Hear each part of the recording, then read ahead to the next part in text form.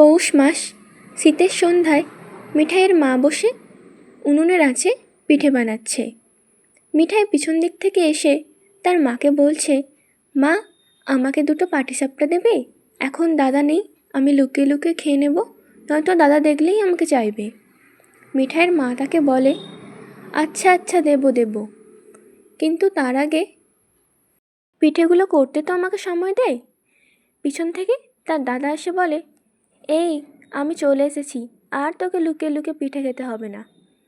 এই, তোরা দুজনের মধ্যে একদম ঝগড়া করিস না, পিঠে মানেই তো আনন্দ, সবাই মিলে পিঠে খাবি, এত ঝগড়া করিস না তোরা। পিঠে বলি শুধু খাবার নয়, এটা গ্রাম বাংলার মিলন, নবান্ন। সবাই এটাকে উপভোগ করে, গ্রাম বাংলার এক স্মৃতি। এভাবেই মিঠাই আর তার মা আর তার ভাইয়ের মধ্যে ঝগড়া হতে থাকে। এদিকে তার ঠাকুমা চলে আসে পিঠে বানাতে।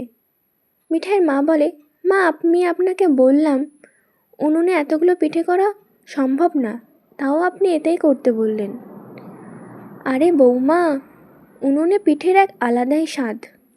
তুমি কি জানো, আমি যখন তোমার মতো ছিলাম, নতুন বিয়ে করে আসি, আমার তো শাশুড়ি মা আমাকে বলতেন, এই আঁচেই আমাকে রান্না করতে হবে, এই জ্বালন পুড়িয়ে কষ্ট করে এই যে পিঠের স্বাদ, এটা গ্যাসে পিঠে করার স্বাদ একদমই আলাদা। গ্যাসে তো এখনকার দিনে সবাই পিঠে বানাচ্ছে, কিন্তু আগেকার যুগ থেকে আমরা তো উনুনেই পিঠে বানাই। সামনে মিঠাই বসেছিল, সে বলতে লাগে, ঠাকুমা, কিন্তু মায়ের তো উনুনে এতগুলো পিঠে করতে অনেক সময় লাগবে।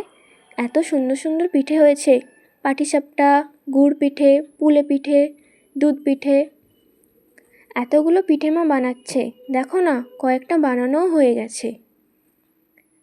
হ্যাঁ রে, খুব সুন্দর পিঠে করেছে তোর মা, আমি একটু সাহায্য করতে এলাম, বুঝলি।